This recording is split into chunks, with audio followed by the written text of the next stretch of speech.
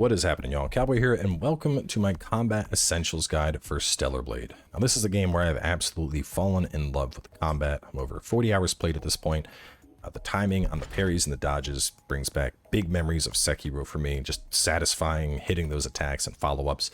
And I've really come to love this combat, but it's not without its nuance. And there's a lot of things that I wish I had known sooner. And because of that, I wanted to put this video together, not only going in depth into all the various combos of the game and the abilities, but also talking in depth about the skill trees and skills that I would suggest prioritizing, things that I wish I had gotten sooner myself. Now, with that being said, a couple things up front. You're going to have enough skill points to get everything in the tree, most likely. I put on some gear to boost my XP because I was worried I wouldn't, and after doing pretty much everything in the game, I had 7 extra points after filling out my tree. On top of that, we also have the ability to respec. One respec will wipe an entire tree clean, give you back all your points, and then you can just put those back in. I have 21 because I never even used it.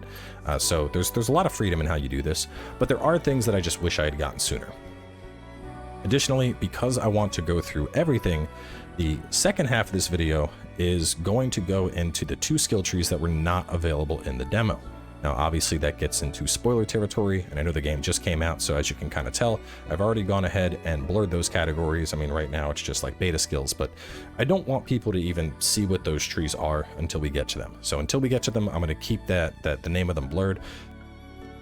And then when we do get to them, I'll give everyone ample warning so that those that just want the combat basics can get it. And then those that are trying to, learn everything can also have access to that information. So with all that being said, let's jump in, and we're going to be going through the tree in full and then jumping into training to showcase stuff. So some abilities are considered baseline abilities, meaning that we don't need to pay anything to get them, such as Assault, or Onslaught, and our Incursion combos. We just have all these to start. Anything that has an SP cost is something that you need to pay to unlock. So jumping in, our first ability here is Ambush, and at 1 SP, this is absolutely a core skill. When I say core skills, I'm referring to stuff that you should 100% get it fast, get it early. It's something that you're going to want in your kit. Ambush is something that I slept on for a very long time, and it's very good. You're able to sneak up behind enemies and one-shot them. Enemies that are more annoying, like the shield enemies or like the berserker crickets, you can just get behind them, boom, they're dead. You can even run past enemies, and then when they lose aggro, you can come back up behind them and kill them. Very, very useful skill, just being able to one-shot stuff, especially when you get into the open world portion of the game. Moving on from there, Beta Energy Theft is useful if you find yourself using Ambush and Assault a lot, but I would not consider it core. Chain Charge, also a decent ability. It's going to give you a follow-up attack after you use Ambush or Assault, so it's good to help just clear away other weaker enemies. Like, you ambush a big guy, you might be able to chain charge another big guy, but sometimes it's like you ambush the big guy and then it chain charges a little guy. So I think this has less value. It's still a good skill, but I wouldn't consider this like top of the priority list. There's other stuff that's more important, but chain charge is good. Moving on from there, Beta Energy Recharge 1, 2, and Beta Chain. All 3 of these are core abilities. They are I can't stress enough how important these are. Beta Energy is important for the amplification of skills. It's important for your parry follow-ups or your perfect dodge follow-ups. It's important for just using the beta abilities themselves. And so having Beta Energy Recharge is a core mechanic that honestly, without it, your gameplay is really going to suffer. So definitely pick those up. Beta Chain, cannot stress enough how useful this is, and I barely use this in my own playthrough, but working Beta Chain in more is very, very good, because not only are you getting more damage, more stun, but it's also going to basically exchange beta energy for burst energy, which becomes very important later on, and is part of the finesse of the combat here, if we're being honest. This is something that I failed to fully utilize until very late in the game, and I wish I'd used it more early. So definitely pick up all 3 of these. Moving down, we have Aerial Blow. You could honestly never get this ability and you wouldn't be missing anything. It's incredibly weak. Yes, it ignores the enemy's guard, but the damage it does is so lackluster, it's not really worth talking about, but we're going to showcase it regardless. Going down to Rush, we have a couple different things here that I would consider core skills. Lightning Rush and Infinite Rush, these are incredibly good. A huge increase on the rush distance, which we're going to showcase. And Rush is going to be our primary way of getting back on top of the enemy. It's our gap closer. Gap closers they're key. You can't go without a gap closer, so definitely get those upgrades. Rush Chain 1 is amazing, especially early on. This is definitely a solid pickup. For 2 points, you get a nice little flashy combo follow-up to Rush. This does very good damage. It does more damage than some of your combos, which we're going to look at in a second. Rush Chain 2, on the other hand, not so much. This one is going to provide some AoE, which is nice, but it does less damage than the alternative, and it's also going to cost beta energy. To be honest, I failed to really grasp the potency of Rush Chain. There's better AoE options. There's better ways for me to spend my beta energy. Yeah, it stuns enemies, but when stuff says stuns enemies, it's like a very quick micro stun. It's not like, you know, a down stun. Downing is stunning. Like, they're not getting up when you're doing a combo. The stun is just like a very mini micro interrupt. So Rush Chain 1, outright superior. If you have extra points, pick up Rush Chain 2, but I wouldn't stress about getting to that fast. Now, talking about our combos, we have incursion combos and onslaught combos. The main difference is incursion combos all start with square, onslaught combos all start with triangle. And all combos are going to be a combination of square and triangle anyway, so I wouldn't even really classify it as like light combo or heavy combo. But either way, to talk about them, we have one that's not listed, and that's our incursion neutral. That's just hitting square 4 times. You're almost never going to use that.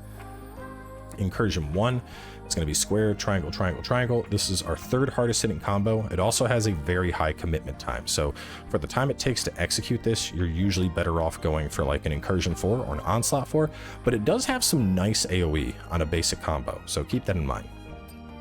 Incursion 2, this is very, very low on the list. It comes out fast, but the damage on this is so poor you might as well just be mashing square. Incursion 3, on the other hand, is pretty solid. I want to say in terms of damage, I think this is ranked 5th. Pretty fast, solid damage, respectable kind of bread and butter combo. Incursion 4 is very high damage, 2nd strongest combo we have, also a very high commitment time on it though. Onslaught 1, not very good. Similar to spamming square, this is going to be one of our weakest combos. In fact, this, Incursion 2, and Incursion Neutral, those are our 3 weakest combos that you really shouldn't worry about using, and I'll show you why in a moment. Onslaught 2, very solid. This is another good bread and butter combo. I want to say this was like 4th on damage. Comes out fast, very satisfying, nice, like, I think it's like a knee to the face that she does with this, but I like this one a lot. Onslaught 3 isn't as strong. This ranks around 6th in terms of damage, but it has excellent repositioning capability. You could use this to dash through enemies that are about to explode. You can use it to get behind the enemies that have shields. The repositioning is what sells this ability. And then Onslaught 4, this is our hardest hitting combo. If you have the opportunity to do an Onslaught 4, you should do an Onslaught 4. So jumping on into training and talking about a couple of these, we're going to just go through and show them all. First up, we have the Incursion Neutral. That is the only combo that can't be beta chained. Be beta chaining the rest of these.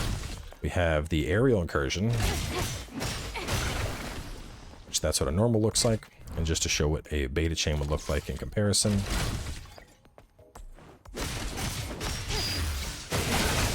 So you can see it's just more damage. And all you need to do a beta chain is you just hold down the final input. Have our aerial blow. See, even charging that, the damage not very good on that one. Incursion 1.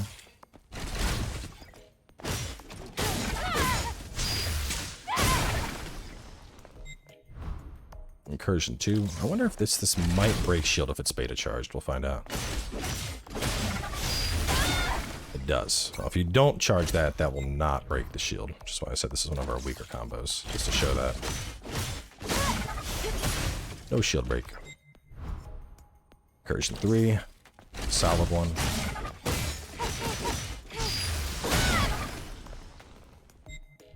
And Incursion 4.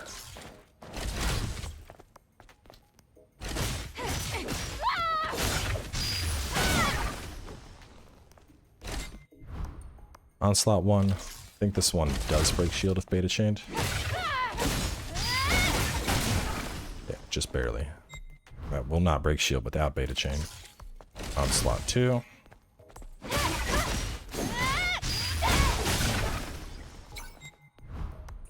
Onslaught 3.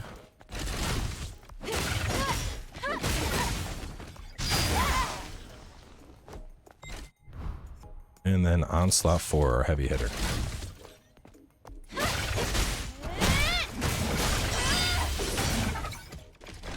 Now, an important thing here is when I'm breaking the shield of the enemy, you'll know they're like spitting out oil all over the place. And the reason that's so important is when you first break a shield on a target, whatever they were doing, you're going to interrupt it. So you can see he was right in the middle of a startup there. And even though he was in the middle of the startup, I still managed to interrupt him and I got off my stuff. Same right there. His weapon was already in the air and I still got that interrupt. And the reason this is so important is because, you know, on a surface level, you might think like, oh, I just want to go for, you know, Onslaught 5 all the time. But the reality is the combat here, honestly, it almost flows in a give and take type situation, like a my turn, your turn, my turn, your turn. And the reason this is important is if you're just trying to push out the highest tier combo all the time, you're probably going to get interrupted. So if a faster combo is going to get through the shield, or you have enough time to just do a faster combo, just do that. It's also important to note that you can dodge and parry cancel out of pretty much all these combos. You can see, right, that was after the ability had gone off. That was right before the startup would have happened. You can see same inputs there, but I managed to guard after it and before it. Same thing with the dodge. That's a dodge right out of it. That's a dodge prior to it starting up. And so, you know, you don't have the same level of commitment you would in a Souls game here, where it's like you swung your sword, it's going through, you're not dodging. Like you can, you know, you have very good frames on doing your parry and doing your dodge. The bigger thing is deciding whether or not you have the time to commit to a full combo or not. Because a lot of the time, the heavier hits on your combo tend to come around the tail end of it. Like just for example here, if I were to do, you know, do Onslaught here. So you can see that did about three and a half ticks of health maybe in the full shield. But if we were to do it and beta chain it, keep in mind we can only beta chain the final hit.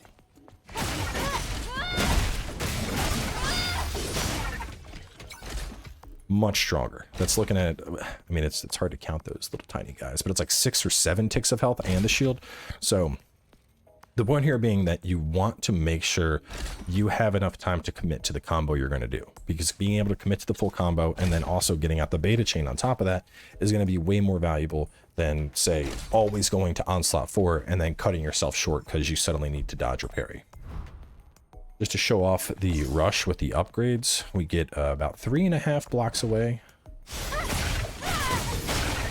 Let's see, rush chain is enough to break it, whereas the other one, not so much. Look at that. Look at that pitiful damage. And that costs energy. Can you believe that? I can't. It's so whack. Anyway, that's going to wrap it up for the attack portion. Just to reiterate here, Lightning Rush and Infinite Rush are core skills. Rush Chain is a core skill. Ambush, and then our beta stuff. So with all that being said, let's hop on over and we'll talk about survival next. Now there's a lot of stuff here you're not going to have unlocked initially, but the things that I would consider to be absolute core are going to be focus boost, reflex boost, double dodge, blink, and repulse. Everything else here is really going to come down to preference. Now, if you are somebody that absolutely hates parrying, focus boost might not help you. I feel focus boost puts this close to like Sekiro, to a 0 frame deflect, which is super nice. You know, I can hit multi deflects all day with this. Without it, it's definitely tighter.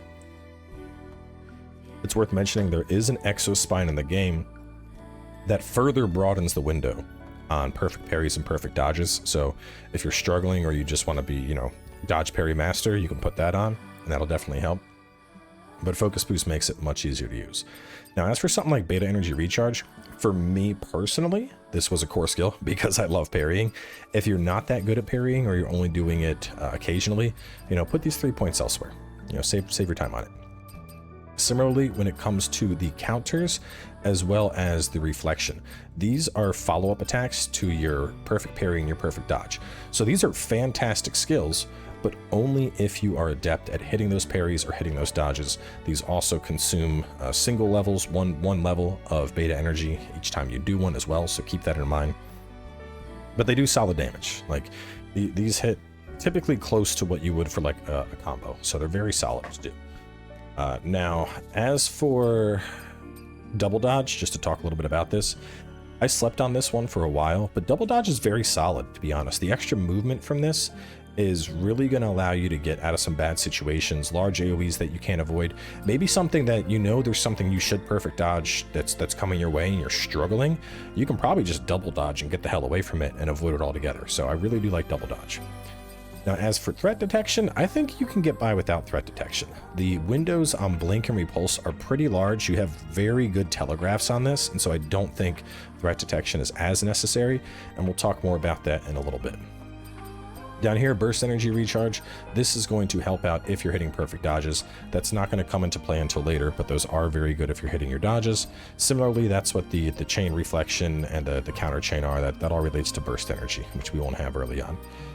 Over here, double jump, precise, and impact control, these are all baseline skills. You don't got to worry about them.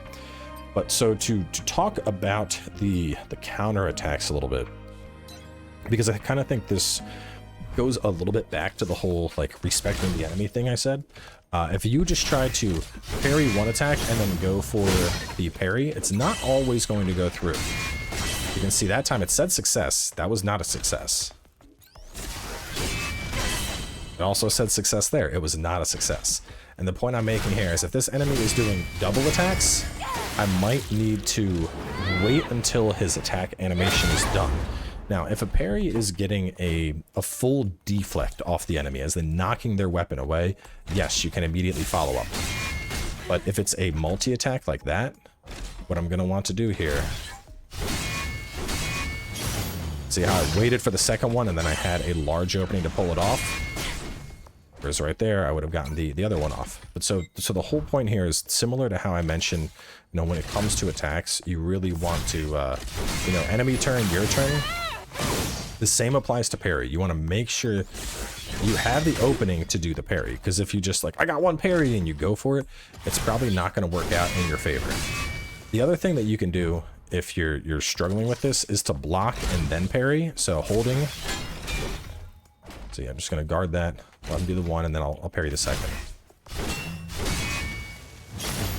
So all I did right there was I was just holding it down, and then it's like, okay, I know I can parry the second. I can't parry the first. I can parry the second. Holding. Oh, I missed it by a second there. Oh, I got that one. But so what I'm doing, I'm literally just holding the button, and then I'm letting go and re-tapping it when the second attack is coming.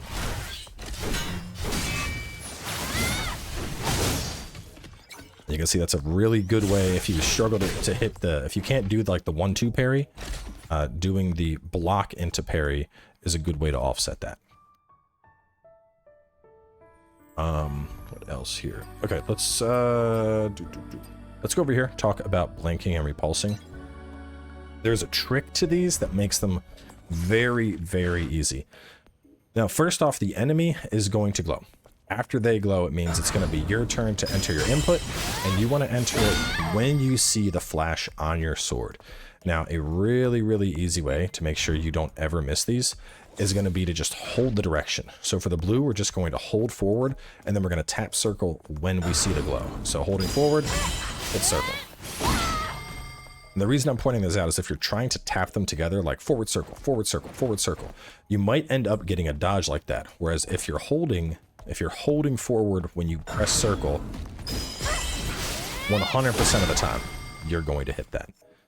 So that's something that I struggled a little bit with early on, and I think it does make a pretty big difference, is just holding that direction. It's a little bit tricky with that one because we're going forward, but this one it's even easier, you know, because we're holding it backwards. There's my glow. Then after repulse, immediately it just prompt damage, because look how fast we killed that guy. Whereas look how many shots it takes to kill him now. So yeah, the weak point is very real. Don't sleep on the repulse. You know, he's gonna glow. There it is. I'm holding back, and I press my button. Boom. Easy every single time. But the point being here that threat detection, like, it's a pretty big window. and the fact is the enemy glows. So when you see the enemy glowing, that's when it's like, okay, now it's gonna be my turn. Now I need to dodge. Which actually, you know what? I wonder, maybe threat detection is what adds that. I don't know. Huh. I don't feel like respecking the whole tree, but threat detection might be what adds that timer onto you. But either way, I mean, I didn't have threat detection for a long time and I always hit it fine. The same rules apply, holding forward or holding backward. Very easy. But yeah, I think now that I'm thinking about that, might actually be what threat detection does. New discoveries all the time. Either way, hopping in, talking about the reflection combos. These are very good. And whereas the parry, I was like, you know, you really got to respect the enemy with the parry. That's not the case with the dodge. With the dodge, if you perfect dodge, just go into your move. You get very gratuitous iframes. I always struggle to hit that quick one. But you'll notice here, even with, you know, even though he was still swinging, our iframes were still ongoing. And that's the case with both of these. So if you get a perfect dodge, you know, there's no, you know, oh, you gotta respect the enemy, wait for him to fit. No, nah, man, you hit perfect dodges. Once you hit the perfect dodge, you immediately go into your ability. You follow up. Just do it, pump it out fast. So to recap for the survival tree, perfect dodge, reflex boost, double dodge, blink, repulse. Threat detection is a maybe based on this new discovery we just made. Perfect parry and then focus boost. And then obviously the beta energy and your counters, that's based on how often you're using those skills. So hopping over to the beta energy tree, this is where things get fun because we're talking about abilities. Now the beta energy abilities can be grouped into very distinct categories. Shield Breaker, true to its name, is going to dookie all over shields. Triplet is kind of gimmicky. Triplet is about damaging the balance. It does decent damage. I like how it looks live, but I don't think it's very good. Slash and subsequently Crescent Slash is all about AoE. This is a very good ability. And then Shockwave, and then furthermore Crosswave is going to be the GOAT. It deals very high damage.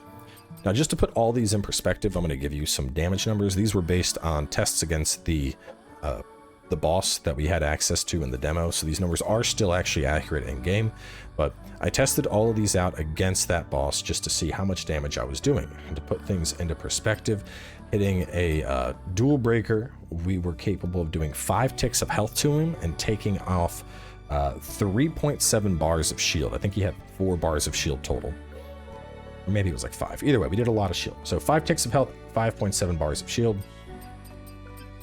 Doing a quadruplet, we did 5.5 ticks of health, 1.25 bars of shield, and a balance tick. Doing a charged Crescent Slash, we did 5 ticks of health and almost 2 bars of shield. And then doing Crosswave, we did 6 ticks of health and 1.25 bars of shield. And so what this ultimately comes down to is if you're trying to do just raw damage to the health, Crosswave is going to be your strongest ability. If you're trying to punch through the shield, Dual Breaker is going to be your strongest ability. The use case for Slash as well as Triplet really comes down to AoE. If you're surrounded by 2 or more enemies, Crescent Slash has fantastic value. I waited a really long time to pick this up because in my mind I was already like, well, hey, this is the damage, this is the shield, what reason do I have for this? But late game, especially in the open world, I found myself utilizing Crescent Slash a lot just because the AoE potential of it was very, very strong. And it's not uncommon for you to be fighting like a big enemy or 2 big enemies and have like 3 to 4 little enemies also surrounding you. So Crescent Slash is definitely a very good ability to pick up. In particular, I would suggest you get Slash right after Slash, probably go to damage boost or beta energy withdrawal to get some extra energy back, and then get Crescent Slash. Once you get that, you can chill on this for a little bit, but the rest of the stuff, charge enhancement is very nice, but 4 points is pretty steep early on. But once you get up to Crescent Slash, you're good for a little bit. Shockwave, you want to get up to cross shockwave fast for the stun, but more importantly, because after that you can get to finishing blow increase. And even though this is a very big point investment, this applies the down status to crosswave. And down is the strongest thing in the game. The reason for this being that you can even down bosses. And utilizing down properly, you can go into a combo, down the boss, go into your combo, down the boss again, go into a combo, down the boss again, go into a special, down the boss again. I am not exaggerating when I say that I stun locked the final boss of the game for like 30 to 45 seconds by rotating through abilities properly and chain abusing the down mechanic in ways that I don't know if it was intended, but it's incredibly potent when you know what you're doing. So between that and the fact that this is the strongest beta ability we have for health damage, Crosswave is the GOAT. That's what it comes down to. With that being said, Shield Breaker. Getting up to Dual Breaker, this is probably my priority skill, to be honest. If there's one thing that I'm gonna level as fast as possible in the beta tree, it's getting this up to Dual Breaker, because once you get through the shield of an enemy, all of your damage is going to directly to health. You're going to kill it that much faster. And Dual Breaker just decimates shields. Like in general, 2 charged Dual Breakers was usually enough to bottom the shield out of a boss. It is a very, very good ability. It also has the down effect as well. So you can do a Dual Breaker and then into a rush, and then into a combo, into a crosswave, into a rush, into a combo. So that kind of like opens you up to the big wombo combo that I was talking about. So very, very solid choice. Besides that, the other stuff, you know, additionally increase the attack power, deal additional damage to shields. All of this stuff is really good. But in general, to level this, I would go Shield Breaker, Shield Damage, Bane Energy Withdrawal, Dual Breaker. Everything else is just icing on the cake.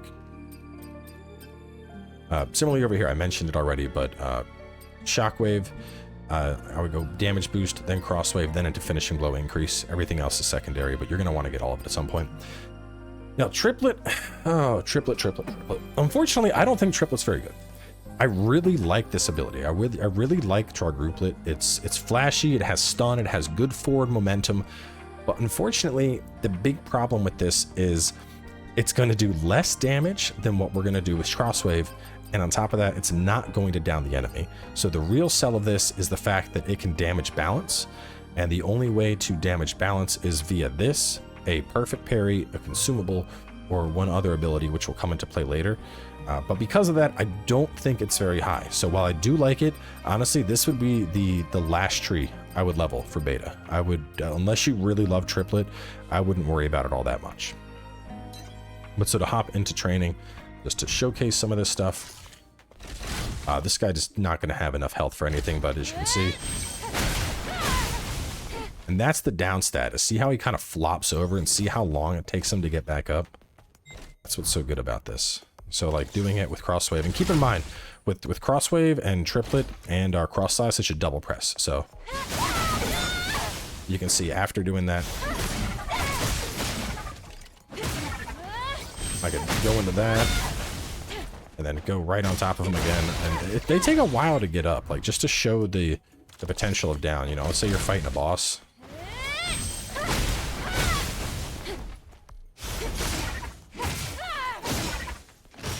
And then right as he's standing up, I could do that again. And then right as he's standing up, I could do it again.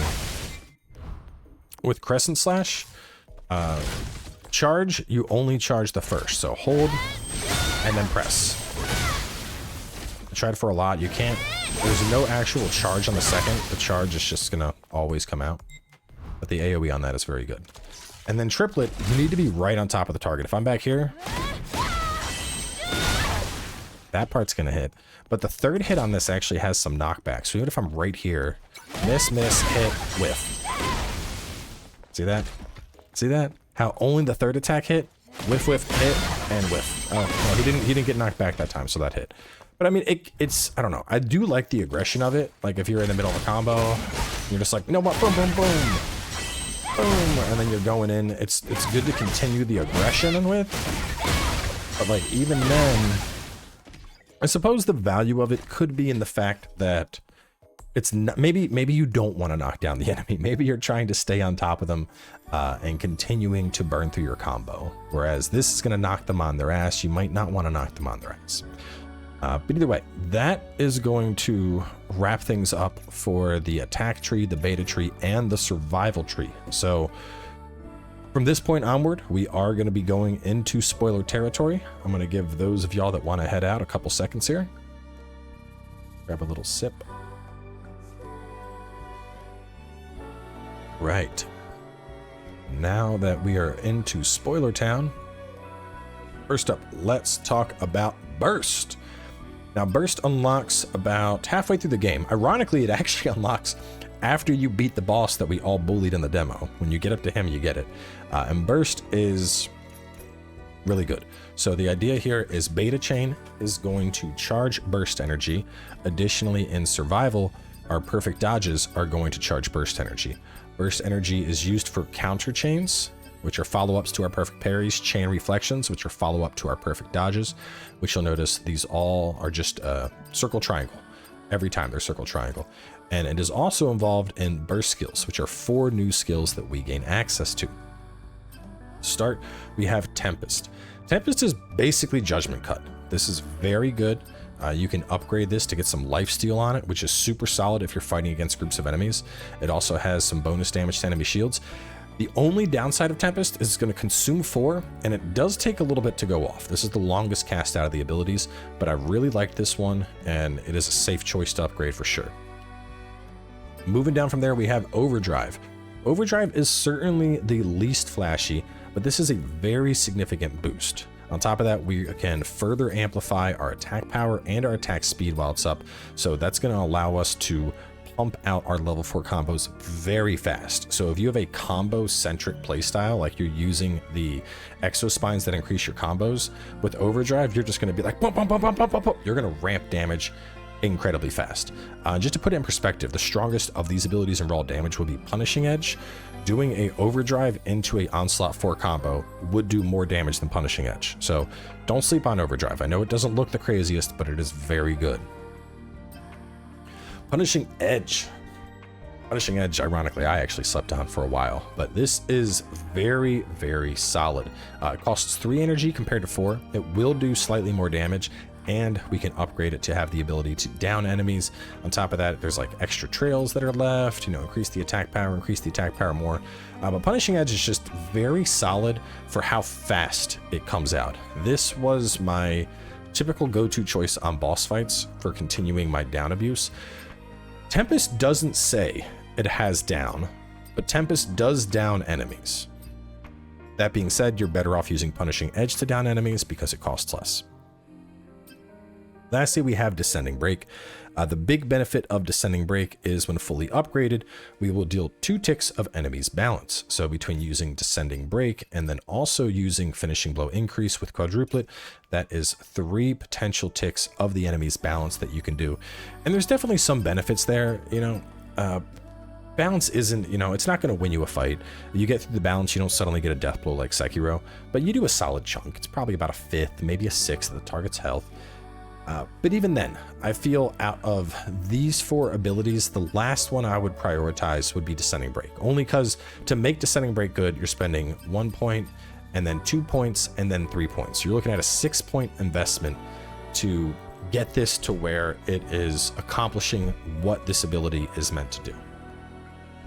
But so let's hop in and do some training. I'm gonna show off the chain moves as well. So I'll put on his special attacks. Do not have any special attacks.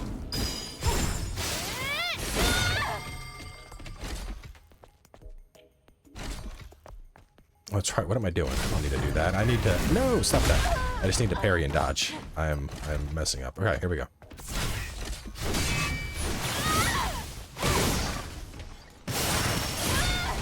So that's counter chain 1. Pretty flashy, right? So you counter chain 2.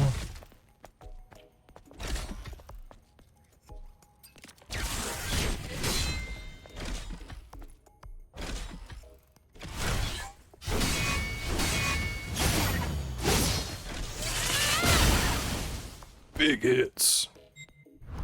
The perfect dodge ones are absolutely wild.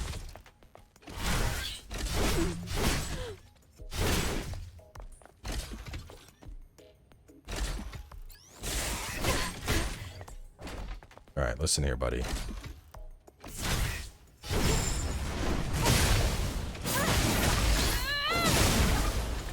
Big hits.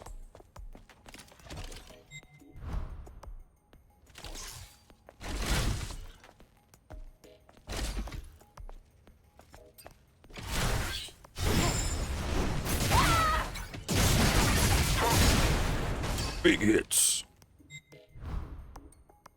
So, going through the abilities.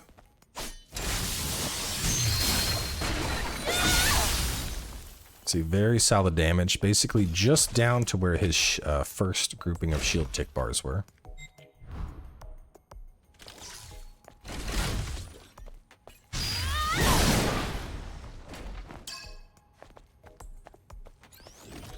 Maybe they are near identical, because it does look very close.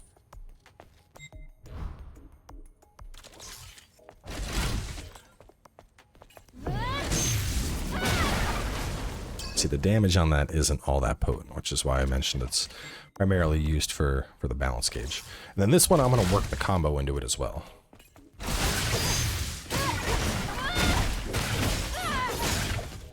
Let's see how much we did there. That was more than both. And we can actually, you know, we can push that even further if we were to do a beta chain with it. So, like...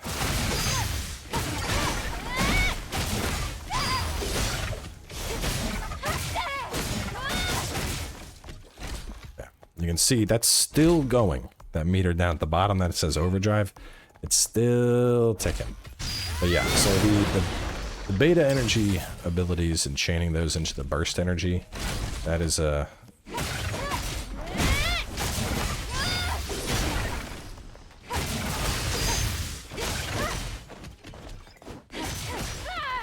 See just how fast we're able to...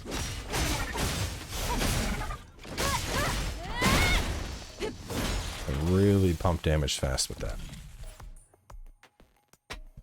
But so to recap on the burst energy setup, descending break only worthwhile if you are going up to aftershock. Punishing edge and tempest, these are both very good. Punishing edge is going to cost less and come out faster. Tempest does have the potential of lifesteal, but it's a much longer go time. And then if you're a combo centric player, overdrive is going to be your go-to choice. Now on to our final category, Taki mode. Now Taki mode is basically just this game's like super mode. It's your Spartan Rage, if you will. You're going to get this very shortly after burst. Like after you unlock burst mode and you continue through that zone, by the end of it, you're going to unlock the stuff you need for Taki mode. But think of Taki mode as just a powered up version of yourself. A lot of this is just unlocked to begin with, so you don't got to worry about it. Judgment Wave, we need to pay to unlock, and this is good. It applies the downed effect, very similar to how Crosswave does, so that is a solid choice. For raw damage, I think Blade Fury is actually stronger, though. That just keeps hitting the enemy over and over. Judgment Wave I like, but this doesn't have any forward momentum, so I don't use it as much. And then Revenge, this is like a holding perfect parry. Like you just hold it and you're gonna get a counterattack off. But to be honest, the only reason I would pick this up is to get down to Judgment Time, which is just going to make Taki energy last longer. Now as for our other stuff, Judgment Counter, Counter Link, Judgment Counter 2, Counter Link 2, Counter Link 2, Judgment Reflection 2, Reflection Links 2. This is all the stuff that we were already doing with burst energy. But a big thing to keep in mind with this, and this is just personal experience, is when I'm using Taki mode and that meter's going down, you have access to infinite energy spam. So because of that, most of the time, I'm just going to dump Blade Furies and Judgment Waves, and whatever I'm fighting doesn't get a chance to fight back. So I feel like this whole right half of the tree is kind of a waste. I mean, you can certainly use Taki time and then be like, I'm gonna counter, and I'm gonna do these fat counters and these fat perfect dodges. They're super good. I want to do them, but it really doesn't feel necessary, and I'll show you why. So once Taki is up, get ready. We get the Boom! Badass music. And then you use the, you know, the same stuff that you would with L1. But basically, we can just... He's down, and then we're gonna pump damage, and then he's down. And then he's pump damage, and then he's down. Like, so it doesn't really feel like I need to do counters because I can do that stuff. Just to show it though, we can hold our shield up and, you know, took it out, took his shield out in one hit.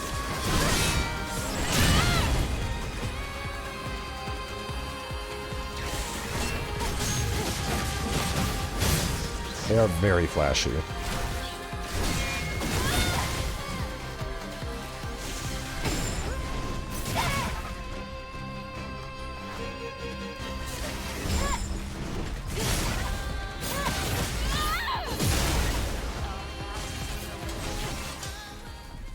Anyway, that's all for talkie time for now. I'll let y'all get to play with that on your own more. But yeah, I mean, it's if you want to play a counter-centric talkie, maybe the idea is like, hey, talkie time's up, I'm counter god, then go for it. I don't know if it's I don't know, this is gonna sound weird, but I feel like when I'm in talkie time that the perfect parry and perfect dodge windows are even bigger. Like, I feel like they're expanded. I'm not sure if I'm just imagining it, but it does feel that way. But like I said, you can just abuse Blade Fury and Judgment Wave over and over again, and stuff isn't going to get up. So, you know, it's whatever you want to do with it. It's your special mode, you know, customize it however you want. But either way, that is going to wrap things up for our combat guide. So thanks for coming on by. Obviously, I have the full Let's Play going on up. I also plan on streaming the game, New Game Plus on hard mode. So if you have any questions, feel free to stop by. I'd be more than happy to answer them. And there's a lot more than just this. You know, we can actually back out and show you some build related stuff real fast. I mean, you can't really tell where we're at, but you'll get a brief look at the zone here. Just gonna look at the walls there.